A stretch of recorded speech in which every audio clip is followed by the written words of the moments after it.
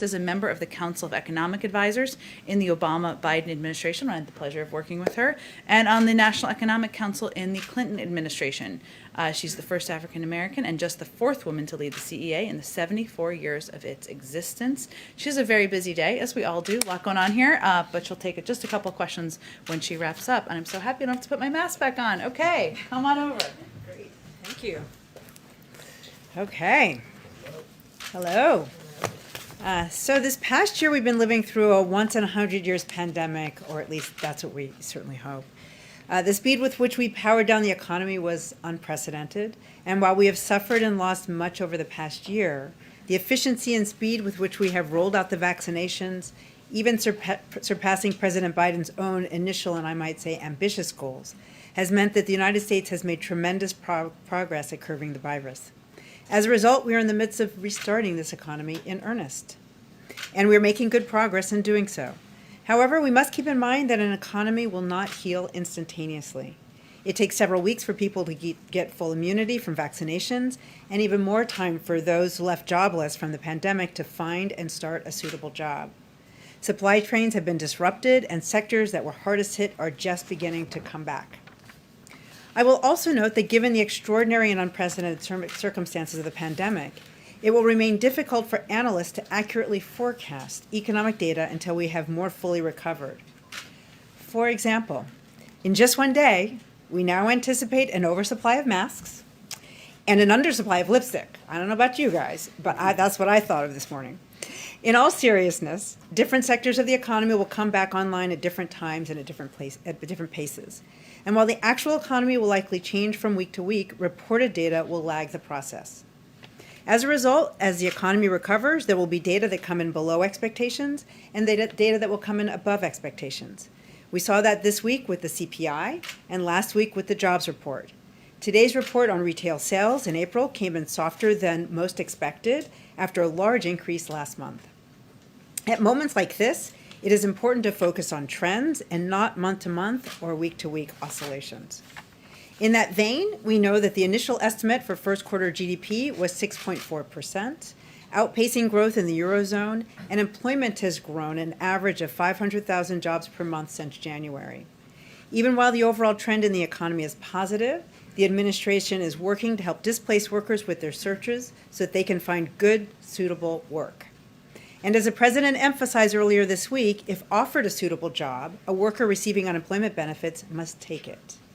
We're also emphasizing to employers that there are resources to help them hire workers part-time without those workers losing their unemployment benefits through short-time compensation.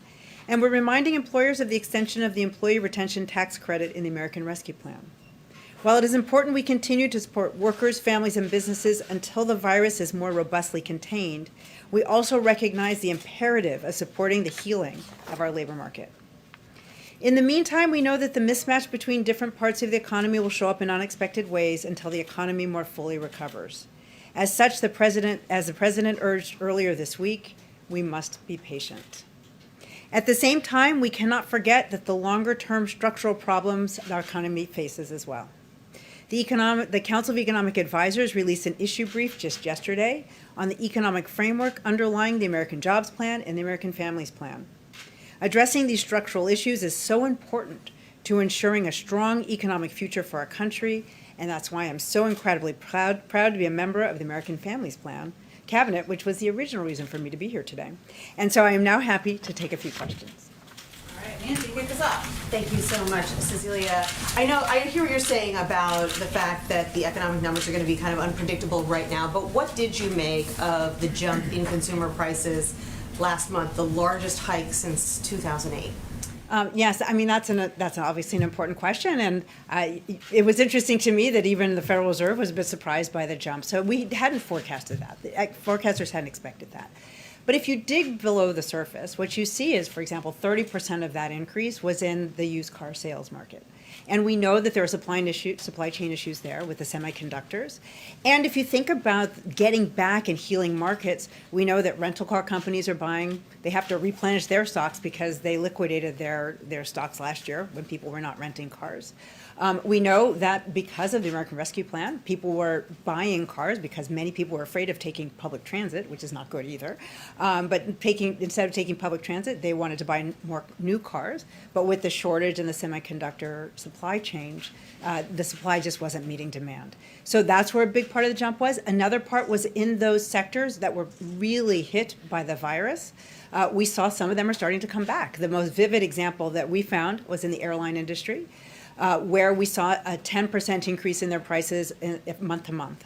Well, I don't know about you guys, but I know lots of, okay, I'm working here, so I don't get time to do this, but other people I know are looking forward to taking time off this summer, and they're buying airplane tickets. So there was a 20% increase in airline tickets, but it's still a 10% increase in airline tickets, but it's still 20% below where it was before the pandemic.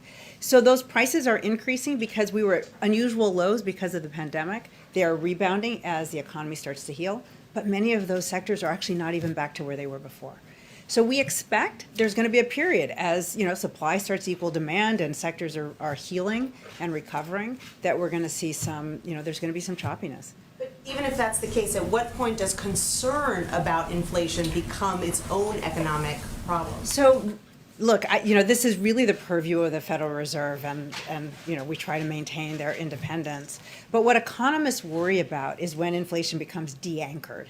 And so at the moment, it looks as though people fully expect this inflation to be temporary, where temporary is when the economy more fully recovers.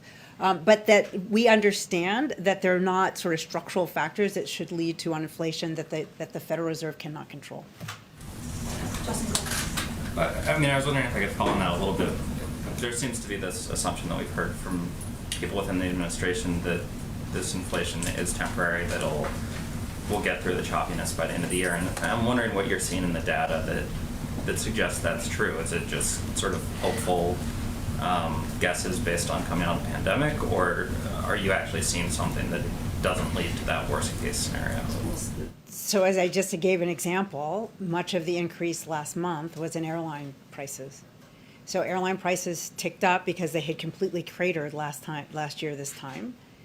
So there's been a robust increase month to month, but they are still not even close to where they were this time last year. So clearly the airline industry is recovering.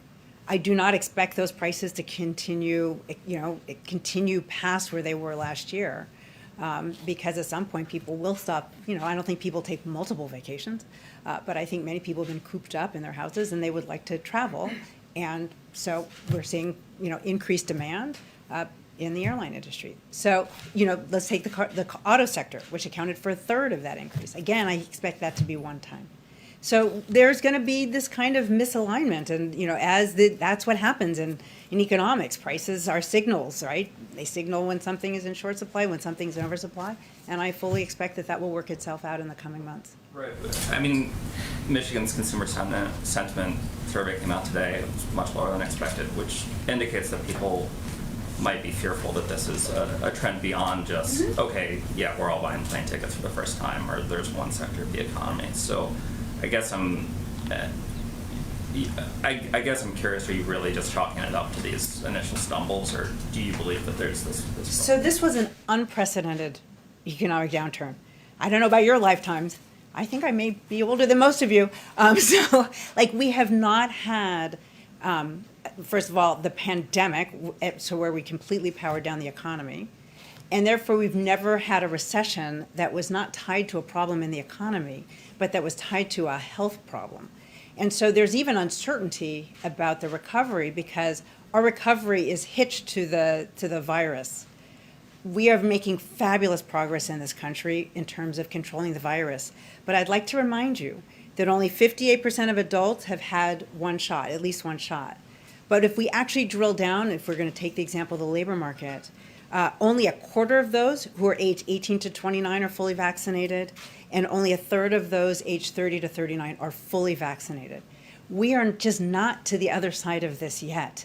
So, obviously, we sincerely don't want to see our economy end up in a hyperinflation of some kind, but it is just too early to be drawing that conclusion when we consider the depth and the nature of this economic recession. We are still 8 million jobs down from where we were this time last year. We have a long way to go. Trevor? So you talked about these areas where there's these little pockets of supply to demand mismatch in the economy. There's I think others have talked about lumber and just kind of random areas within the economy. Have you done any analysis of whether tariff reduction would be helpful in some of those areas? Well, so our international trade policy is part of a longer term. Is part of the longer-term economic plan, and I know that our trade representatives are looking at all of those factors. But let's face it, the pandemic. We all hope to be on the other side of the pandemic. Next year there may be some tailwinds. Just because again this was unprecedented. Trade policy is a much bigger issue, and that needs to be worked out in the context of our global partners, and as part of having a really well-running and efficient global economy. Does inflation create a bit more of an argument for deficit reduction as you go forward and start looking at kind of your budget planning and whether there needs to be a change in how much debt the government is taking on as it spends into the economy? Right. So the expenditures over the past year because of the pandemic, most recently with the American Rescue Plan, were all deficit finance, and because we were in a complete emergency. And it was the right thing to do. It was the right way for us to get the economy back on track. Let's remember that our ability to deal with the debt is not just a factor of the level of debt, but it has to do with the size of the economy. In order to keep the denominator, the size of the economy, larger, we needed to be supporting families and businesses and keeping that activity going to the extent it could. The American Jobs Plan and the American Rescue Plan, the president, are longer-term investments. They're designed to be paid out over 8 to 10 years. And the president has put on the table ways to raise revenue to pay for them. And they would be fully paid for over 15 years. So those investments and those really important programs are not premised on the idea of further deficit reduction. In fact, they're premised on having the adequate revenue to fund the government so the government can partner with the private sector and make these really important investments. And is that a red line? It needs to be paid for? So the president has put forth robust plans to raise revenue in order to fund these important investments. I feel like that'll be the last one. Can I ask kind of a broad approach question? I think a lot of us have been poring over the BLS report last week, trying to divine some type of meaning from things, which I don't think is easy, particularly in that case. But given your expertise in this area, do you feel like it's an indication that normal is just going to be very different right in labor markets whenever there is a full recovery? That people are making different decisions based on the last year. People are looking for different kinds of jobs based on the last year, and our expectation of what the labor market looks like will be very different post-pandemic than it was pre-pandemic. So I try not to read too much in any one month. I think I started with that point. So I really try, and I think there are many reasons to believe and to understand why we don't like to do that. For example, if you were drilling down on that report, you know that the reference week was the week of April 12th. That was a week before all adults became eligible for for vaccination. That was a week before, and then we know it takes 5 to 6 weeks for people to become, if they get the Pfizer or Moderna, become fully vaccinated. It was also, getting into the details, it was, I think, Easter happened in March this year. The seasonal adjustments are a little funny within the BLS report. So this is all reasons why we just can't, and viral loads were increasing, at least in parts of the country, in that period of time as well. So I think it's really important not to read too much into that one report. If we look over the last 3 months or the 3 months before that, we know that employment was rising. Do we expect there may be some sectoral reallocation as a result of the pandemic? Probably. We probably expect we've accelerated a bit more into remote kinds of employment and activities. But we also know that it's important that we make investments where we address, for example, the existential threat of climate change. We know this country needs to be making those kinds of investments. We know that we need to be making investments in infrastructure. seem to be reminded of that almost on a monthly basis, that this country has really great infrastructure needs. So we know that there are a lot of fundamental jobs. If we think about care, a quarter of our population is aging, and it's important that we have people who can take care of our older people, and have good quality home care workers. So that we know that there are many jobs which are not going to go away and which are going to be very important in order for us to go forward. Just one real quick one. Do you think employers should be considering paying their employees more now as one of the solutions to the 8.1 million open jobs that currently exist? So the way that in our capitalist system, so the way that a market economy works is we work through prices as a signal. And so wages are the price that we work in the labor market. So that would be the natural way for employers to try to attract employees. Again, we're not through this pandemic. Many of those especially essential workers, those jobs are not risk-free, right? They've become a little riskier. And so if employers have to pay a little bit more to compensate those employees to take on that risk, I think that's appropriate, again, in a market economy where that's the currency. Thank you so much for joining. I promise I won't mention Larry Summers. But you mentioned UI, right? Yeah, I know, right? But I just want to understand the White House's position on the enhanced UI. Is it the White House's position that enhanced payments for unemployment insurance isn't having any effect on the supply side of labor markets? So I will tell you what I think this is our position, is that the decision to enter the labor market is very complicated right now. That the primary determinants for people to make that decision is there a suitable job available? What's the status of the virus? What are the health considerations? And what are the care considerations? The president has emphasized that if a worker is offered a suitable job, they must take it if they're on unemployment insurance benefits. We recognize we're in an unprecedented recession, that we have a long way to go, and we want to be in the position of helping employers understand how they can be bringing back employees part-time, which is going to be the suitable way for more employers to bring back more workers. They can't go from 0 to 100 just overnight, through short-time compensation, reminding employers that there's the employee retention tax credit. And so we recognize that right now, most of those who are working age are not fully vaccinated. It's going to take time. But workers, as they become fully vaccinated, as the economy starts to open up, we're expecting that they will be looking for suitable jobs, and they will be finding them, and we will get back to normalcy sooner than later. Is or is not a factor for supply side on the labor market? So there are many factors that go into whether a person is taking a job, right? If somebody is not fully vaccinated, if there's still a lot of COVID in their area, if they have still childcare constraints, there are many factors that this pandemic has caused that are going to play into people's decision and ability to go back to work. UI has served a very important role through this pandemic. It has allowed people to pay the rent, which we know is very important for the landlord. It's allowed people to put food on the table, which is important for them and their families. And so we stand behind that those are very important supports. They are supports to help us bridge to the end of this pandemic. So we believe that it's complicated, but that the labor market will be healing, and we are standing at the ready, and we want to encourage that to happen as quickly as safely possible. All right. Thank you so much for joining us. Thank you. Okay. Just a couple of items for you at the top. A quick preview of the week ahead. We have some travel next week. On Tuesday, as we've announced, the president will travel to Dearborn, Michigan to visit the Ford Rouge Electric Vehicle Center. As Ford has said, they will preview for him the new F-150 Lightning, which will be built by UAW workers. On Wednesday, he will travel to New London, Connecticut, where he will deliver the keynote address at the Coast Guard Academy's 140th commencement exercises.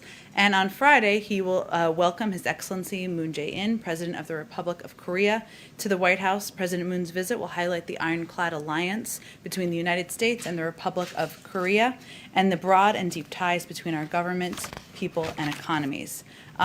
Brief update on the Colonial Pipeline.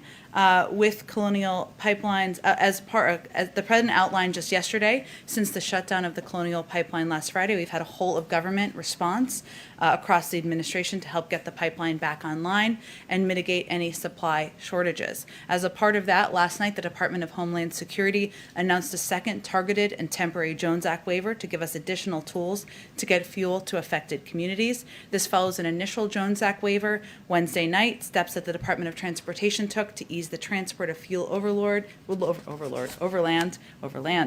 waivers from the EPA that have collectively added the equivalent of 5 million tanks to the affected region's tank gas supply, in addition to other actions, of course, we've taken across the federal government. With the announcement yesterday that service has been restored to all markets they serve by Colonial Pipeline, we know that supply is returning and that the end is in sight. And the actions that DOT and EPA are taking will speed up the process of getting gas from the pipeline to stations, which is, of course, of interest, great interest to the American people, especially in the impacted regions. And we want to remind the public that it will take a few days to fully return to normal. We urge people in affected regions to only buy the gas they need so that we can help speed up the process. Our current expectation, based on the conversations between the company and experts at the Department of Energy, is that the vast majority of markets in affected regions are receiving fuel at gas stations for consumers and will continue to receive more fuel throughout the weekend and into early next week, hence getting us closer to return us back to normal. With that, Jonathan, why don't you kick us off? Thank you, Jen. On infrastructure negotiations, Yes. You said yesterday that the only red line, a term I know you don't like, for the president was inaction. Previously, the president had pledged that he is not going to raise taxes on any Americans who are making less than $400,000 a year. Is that pledge still a red line, or has that changed? That is still a red line. Okay. And would, as a follow-up to that, would raising fees or increase in the gas tax, which is stuff that is being discussed in negotiations, would that violate that pledge? Can the administration promise that people making less than $400,000 not face an increase in fees? The president's pledge and his commitment, his line in the sand, his red line, whatever you want to call it, is that he will not raise taxes for people making less than $400,000 a year. User fees that have been proposed out there would violate that. Okay. And then on a second matter on Israel, the president yesterday said that he had not seen a, quote, significant overreaction in Israel's response. Since then, Israel has increased its rocket strikes and massed troops at the Gaza border.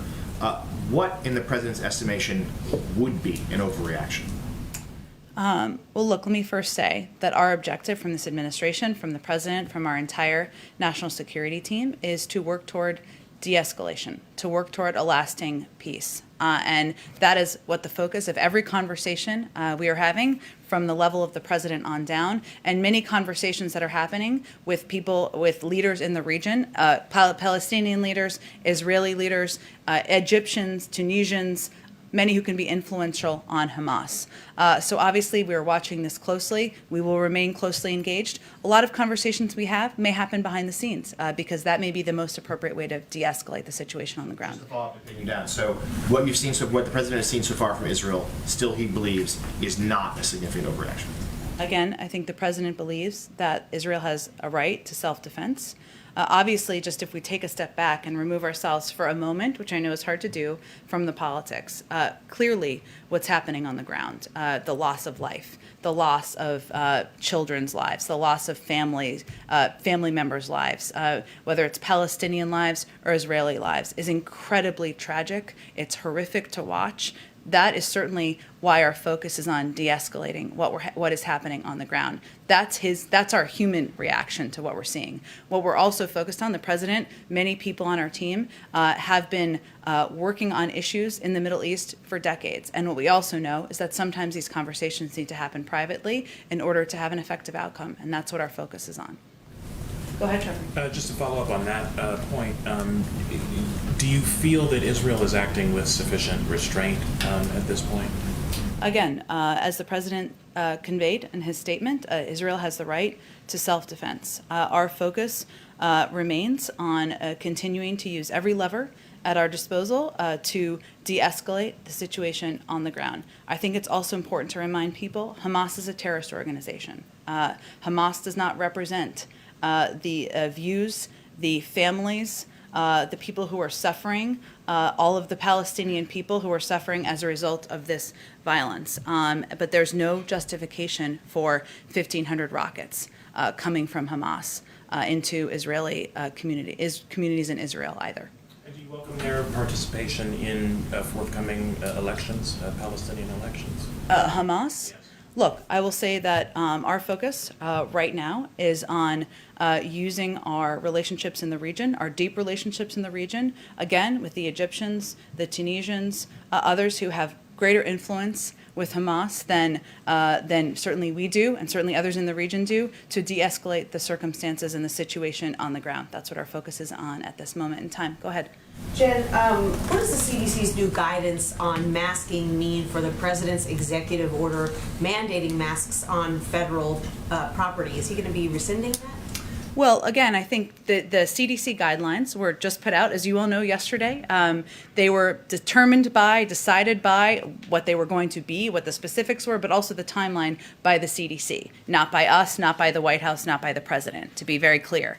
And we're working to implement those across the government. As you've seen yesterday, as soon as the guidelines came out, we got a note that came across our emails that said, you don't need to wear masks here anymore. We talked to the White House Correspondents Association immediately and said, reporters don't need to wear masks anymore unless they choose to. Same for the American people, of course. So we're working to implement. It may take a couple of days, but certainly I would expect on federal lands, federal properties, that the guidelines will be the guide. Got it. Republican senators said that yesterday's infrastructure meeting was productive and it was cordial. So what are the next steps here? What have they agreed to do and by when? And is there a follow-up meeting scheduled at this point? Well, we agree. And I saw the president after the meetings yesterday, and you heard him talk about the meetings, of course, when he gave his remarks about the masks, and he agrees. They were constructive, they were productive. We expect a counter proposal back early next week by Tuesday, is I think what they've committed to as well publicly. There will be discussions at a staff level, at a member level, from members of the White House team over the coming days, as I think most of you would anticipate, and then we'll be in touch from there. So I don't have any next meetings to preview for you, but we will be, we have already been in touch with members, we've already been in touch with their teams. That will continue. Again, we expect the next piece to be a counterproposal by Tuesday. And who's running point on this from the White House? Well, it's an across the White House effort, Nancy, as you know. There are a number of officials involved, depending on what the needs are, frankly, from members or staff. So, of course, there are high-level members of the team, everyone from Ron Klain to Steve Ricchetti, Louisa Terrell, Rima Doden, Chris Levin, I could keep naming names, who have conversations all day long with members on the Hill, with their staffs about what follow-up questions they have, what's next in the process, where there's opportunity for agreement, where there are technical questions. Those are happening all the time. But, ultimately, there will also continue to be conversations at the level of the president and members of the Republican leadership and Republican committee chairs, as well as with Democratic leaders as well. And then can I get your reaction to this report about unaccompanied minors being held in park buses overnight? There was one child reportedly held for 4 days before being reunited with his family. What's the administration doing now about this case? And when you say that you're going to ensure that those responsible are held accountable, what does accountability look like in this case? Well, first let me say that the reports of children that you referenced being held in buses outside of HHS, of the HHS facility in Dallas for extended periods of time are outrageous, they're unacceptable, and they do not meet our standard for childcare. That is true for the president, it is true for the Secretary of Homeland Health and Human Services, it is true for everyone involved across government. It's being fully investigated, how we got to this point, how this possibly happened. There's no excuse for this kind of treatment in terms of what the consequences will be. I just can't predict that before an investigation is concluded. Go ahead. Thank you. There are a lot of questions about the timing of the CDC's announcement yesterday. So, did somebody at the Biden administration or in the Biden administration update this guidance for political reasons? No. So, what was the medical or scientific reason? What was the big breakthrough to do this yesterday?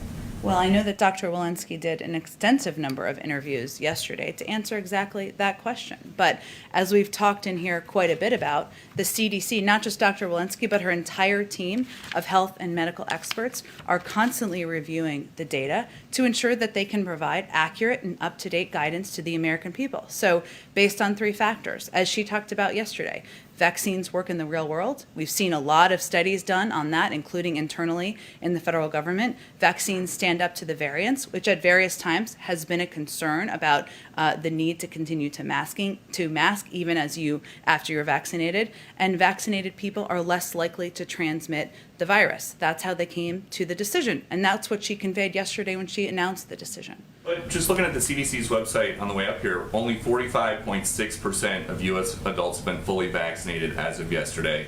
Only 58.9% of the adult population has at least 1 dose. So what happened to President Biden saying in March that he thought lifting mask mandates before every adult American goes and gets a shot is Neanderthal thinking? Well, first, let me say that the president, our North Star, has been listening to the guidance of our health and medical experts and teams, and that's exactly what we're doing in this case. And just to reiterate, the CDC, the doctors and medical experts there, were the ones who determined what this guidance would be based on their own data and what the timeline would be. That was not a decision made by the White House. The White House was informed of that decision, just to give people assurance of that. So does the president still think that these red state governors who were a little bit ahead of the federal government in lifting the mask mandates had Neanderthal thinking?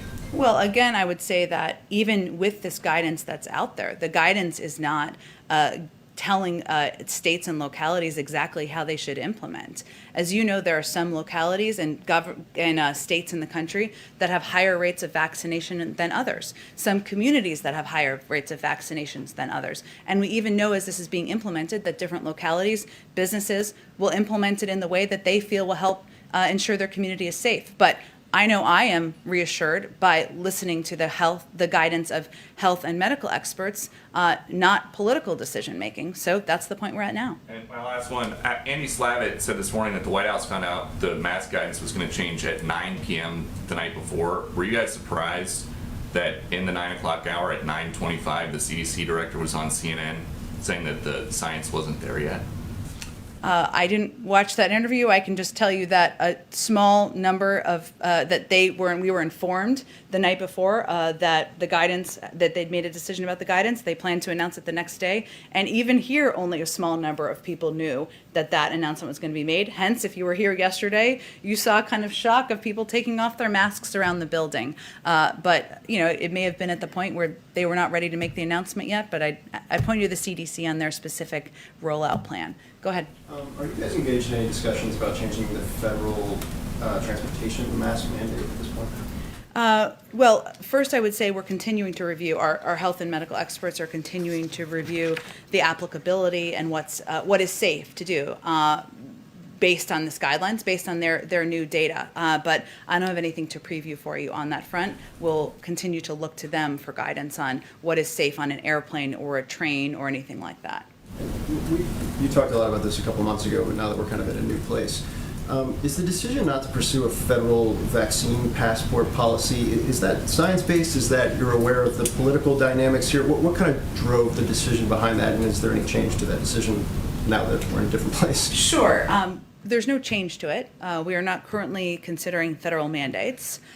We are instead focused on ensuring all Americans understand the benefits of vaccination, that we're answering their questions, and that they have access to get vaccinated. We also understand that private sector companies may decide that they want to have requirements. That's up to them to make that determination. If you are running a stadium, if you are a sports team or something like that, you have different considerations. We fully respect that, but we have no plans to change our approach from the federal government. And last one, just kind of looking back, it's been a bit of an interesting week.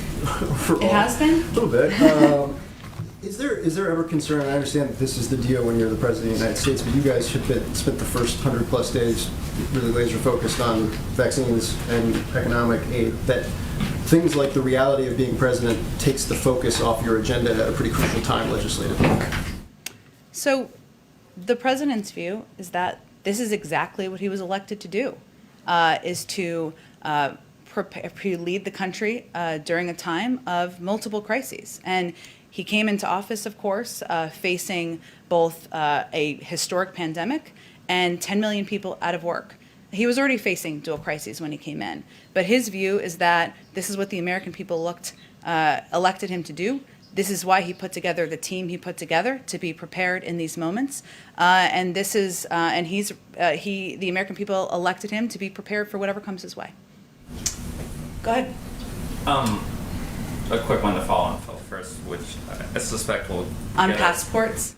No, on the guidelines that are being updated Sure. by the CDC. Yeah. A question is about cruise ships and whether they'll be able to sail from U.S. ports. I assume you're going to give a similar answer about how that's still being kind of looked through, but I am curious if you had any update on those. I don't have an update. We certainly understand all the interests, and I will say that just like companies and businesses are digesting this, so are we in the federal government, and we are even here as it relates to how many staff will be on campus and when we can have a full briefing room. We're eager to get back to a version of normal, but we need a little bit of time to implement it and also to review additional steps. And then a couple on the infrastructure negotiations. I guess I'm trying to sort of fully understand what the president's strategy is with these negotiations with Republicans, and it seems like, but I guess I'm asking you to correct me if I'm wrong, that he would be willing to go for a smaller hard infrastructure deal with Republicans and then maybe combine the remainder of it into a deal that he would push through with reconciliation with Democrats on the softer infrastructure stuff that you guys have outlined. Is that the basic preferred approach of the White House at this point?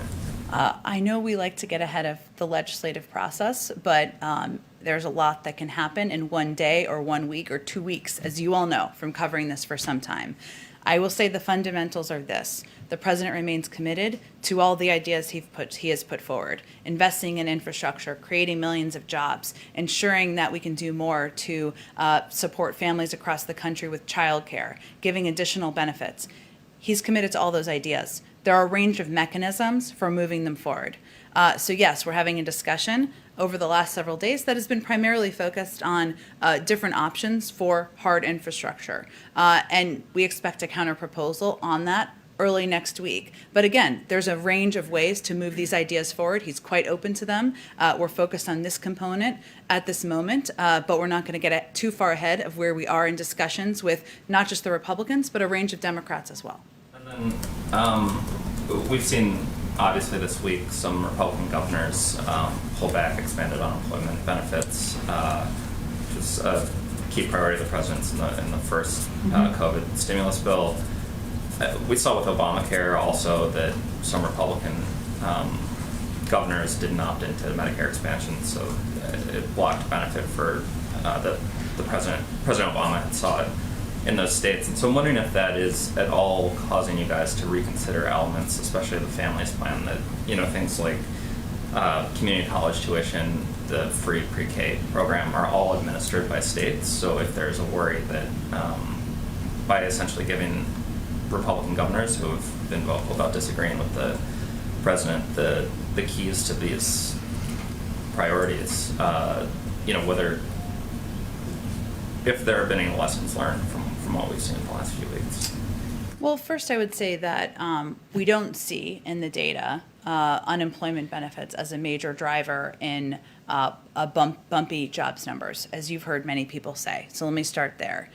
Second, the investment in universal pre-K and extended community college, we don't see as a partisan proposal. And in fact, if you look across the country, there are some states that you might consider red states that have done things like universal pre-K and have been quite successful at it. And these are investments, in our view, that are certainly they have a semi-short-term benefit, but more, they have a long-term benefit because kids who attended pre-K as opposed to daycare have more than 50% more likely to graduate from high school. So it doesn't change our approach to that. It doesn't change our view that in order to be more competitive over the long term, these are key and vital investments. And yes, it will need to be a partnership with the states, but we've also seen since then, to build on the Medicaid expansion, a number of, quote unquote red states have expanded because they see the benefit and they have seen how it has helped states. And we're hopeful as we work through this and we talk to governors, they can recognize this is not a partisan proposal. It's something that can help the next generation of workers be more competitive. Go ahead. Oh, you, Matt. Go ahead. All right, and thank you, Jen. Republicans throughout this negotiating process this week have made clear that they're not going to touch the 2017 tax cuts, which is a fundamental way that Biden wants to raise revenue. You've made clear that he's not open to user fees. What other, in trying to understand where the compromise is, are there any other avenues that the president sees where he would be open to raising revenue? Well, one of the proposals he made was having the IRS play more of a role in ensuring people are paying the taxes they owe. That's one component. But I do expect there may be components and proposals that are put forward that are discussed in these private discussions that may not cross either of those lines. The bottom line for the president, as I said already during this briefing, is that he's not going to raise taxes for people making over $400,000 a year. So that's not a place where he is going to budge. But he is open to a range of ideas, including ones he didn't propose. Is that something he's expecting them to come back with on Tuesday, is some sort of way to raise revenue that you can begin that discussion? Because it seems like most of the discussions have been absent of revenue raisers. We certainly expect that will continue to be a part of the discussion. But what I think is important to remember here from our vantage point is that the positive sign is that there is agreement in the need to invest in infrastructure and modernize our infrastructure. What we were talking about is how to pay for it. That's an important component and a part of the discussions. But, the agreement on investing in infrastructure across Democratic and Republican leaders and the President of the United States is certainly a significant positive development. Quickly, just on Israel, President Obama in 2012 sent Hillary Clinton to broker a ceasefire in Gaza. Is there any discussion in this White House of sending Tony Blinken this time around to negotiate a ceasefire in Gaza? Well, let me say that at this point in time, the step we've taken is we have a envoy, a deputy assistant secretary from the State Department who is over there playing a role, engaging in working toward a lasting peace. We also have a great deal of trust in our team that is on the ground, led by career staff who have a great deal of experience in the region. And obviously, we'll continue to evaluate what's needed and how we can play a constructive role. But what I can tell you is that our engagement is extensive, it is deep, and it will continue behind the scenes. And that includes with Israelis and Palestinians. It also includes key leaders in the region who we think can play a constructive role in bringing us to a more peaceful outcome. Chris, go ahead. What message is the president trying to send by having DACA recipients come here? And you have all these priorities. You obviously have the jobs and infrastructure. You have he's put kind of a timeline down for the police reform bill. Where does immigration rank in terms of what is the timeline he sees for getting that done?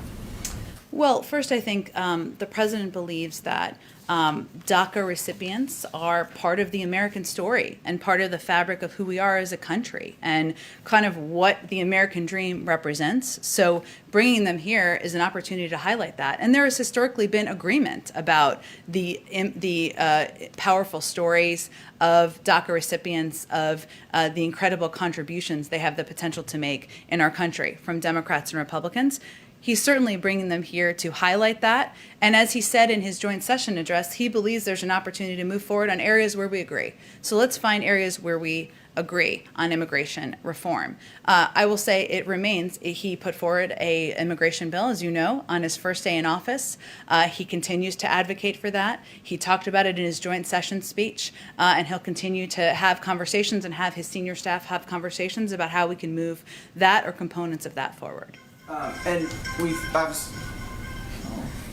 It's a very jarring phone ringing.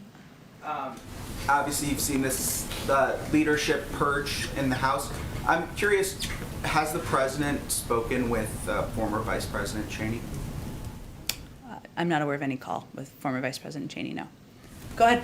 Yes, does the White House think it's going to help convince unvaccinated people to get their shots when they hear that it's safe for the vaccinated to remove their masks? And can that be part of the sales pitch going forward to get vaccinated? Well, it's an interesting question, but I think one thing that's just very important to make clear is that the CDC, who has no role in determining how to get more people vaccinated, or operationally, right, made this determination based on data and the advice of health and medical experts. If you move beyond that, it is now that guidance is out there, it is important for people to understand the benefits of being vaccinated. And they can obviously make a choice if they will wear a mask or not. We're going to operate with kindness, as the president said yesterday, but it is something we will continue to talk about and continue to remind people that if they go get vaccinated, if they get those 2 vaccines, they may feel like it's a pain in the neck, but there are benefits, and we'll keep talking about that absolutely. Going back to unemployment insurance, a growing number of Republican governors, I think 16 at this point, have been opting out of the federal subsidies to unemployment insurance. What's the White House's position on that? Do they discourage more states from doing that? Well, I would say that we certainly understand that governors and leaders are going to have to make a choice, make a decision in regard to unemployment benefits. But what's important to remember, and what we remind people of, is that, again, we don't see this as a major driver in preventing people from seeking employment and seeking work. And actually what we see in the data to date is that the pandemic, not being vaccinated, that there's been a massive increase over the last month in the number of people who were vaccinated in comparison with a month ago when the data was taken.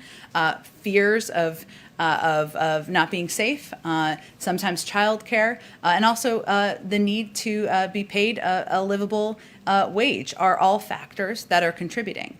And what we would also suggest, and I know someone asked this earlier, but is that many of these companies, big companies, let me say, who benefited, many of them made quite a profit during the pandemic, and many of them also received quite a bit of benefits, $1.4 trillion worth, could offer to pay a little bit more, and maybe that will incentivize more workers to come back into the workforce. I have a question from Voice of America. Can you confirm plans for a virtual White House Eid celebration announced by the Council on American-Islamic Relations to be held on May 16th? And will the president or vice president be there? And can you give any details or a message to Muslims on the celebration? I know there are plans in the works. I expect we'll have more details on that out, so let me venture to get that out after the briefing. Go ahead in the back. With the new CDC guidance, will the president have switched to in-person rallies on a big scale? And are there any more press conferences planned? Well, look, I think we're still figuring out how to implement it and how it will impact how we go about our daily work at the White House. And so far, we don't wear masks in meetings. We're all vaccinated. We don't wear masks in meetings with the president. That has immediately certainly changed. But in terms of what it will mean for travel and the size of events, we're not quite there yet.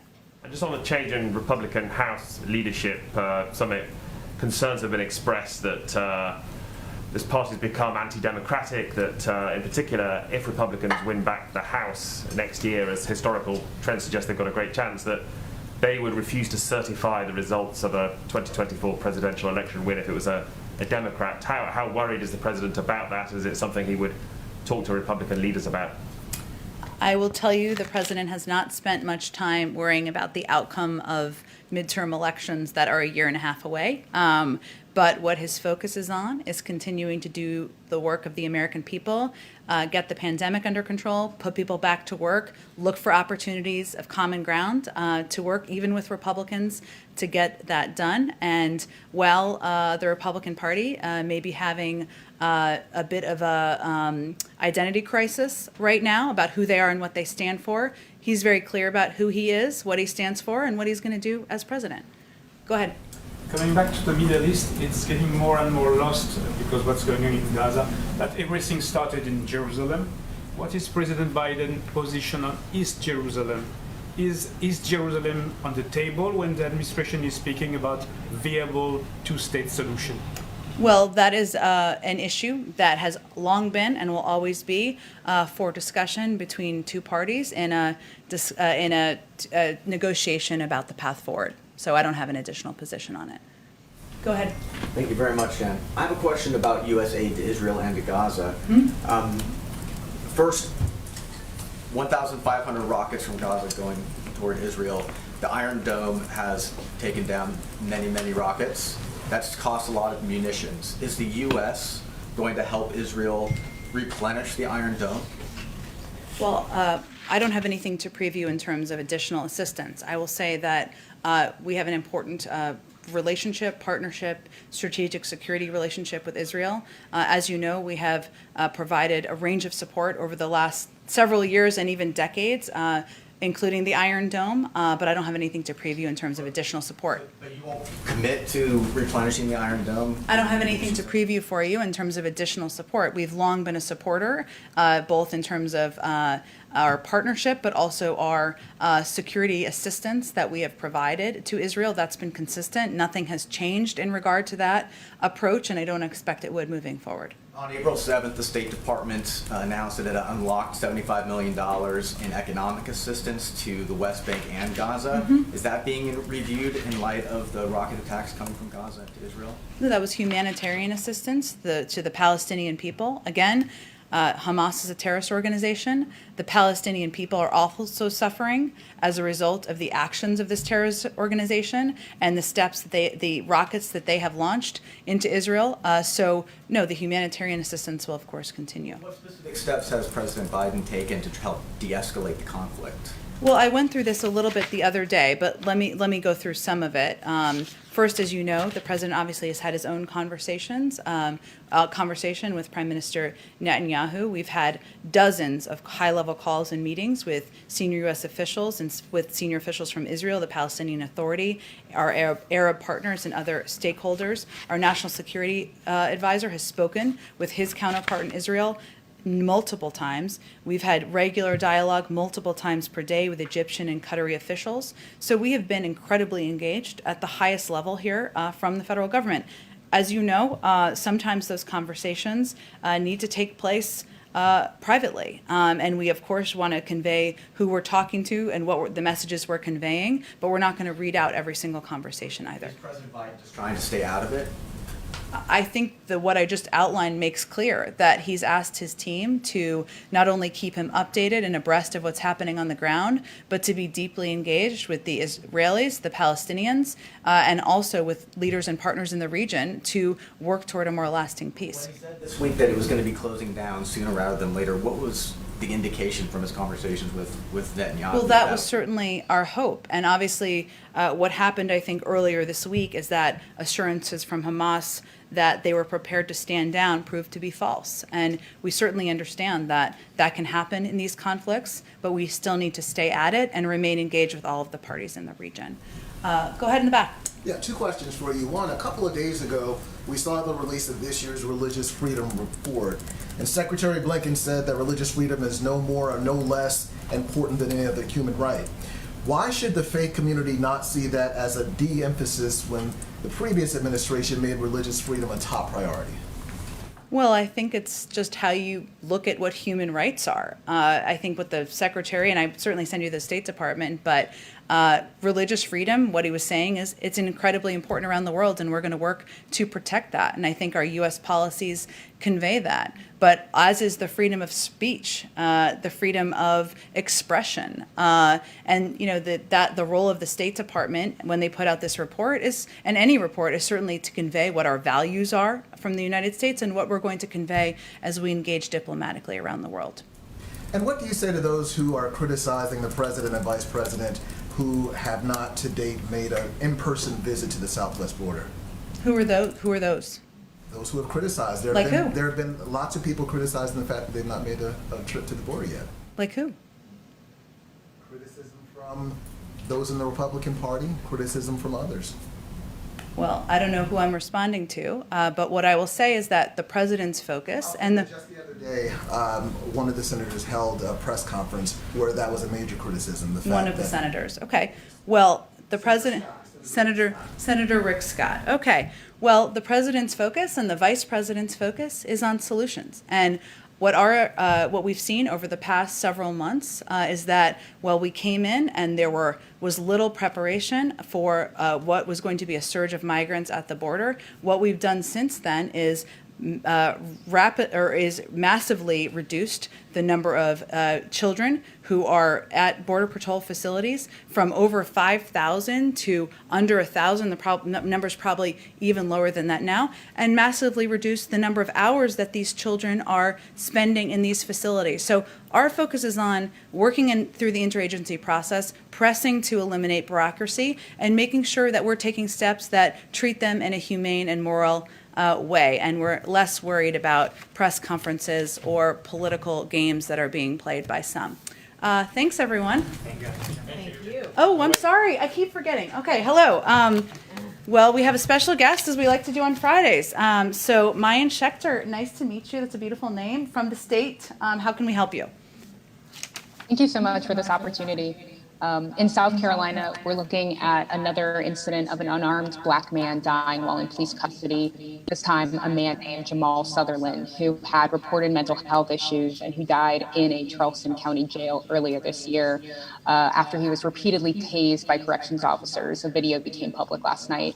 For many in South Carolina, it's underscoring the need for police reform, even for those who work inside jails and prisons, especially when dealing with people who have mental illnesses. How engaged has the president been in those police reform talks, and when does he hope to see a final package come to fruition?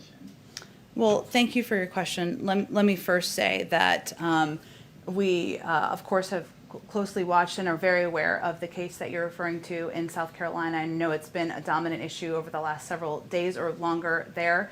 I can't speak to the specifics of it, given there's an investigation. But what I can say is that the president's focus and belief is that police reform is long overdue, that far too often communities of color are living in fear and are exhausted by the threat and the possibility of being in harm's way, and they should not feel that way.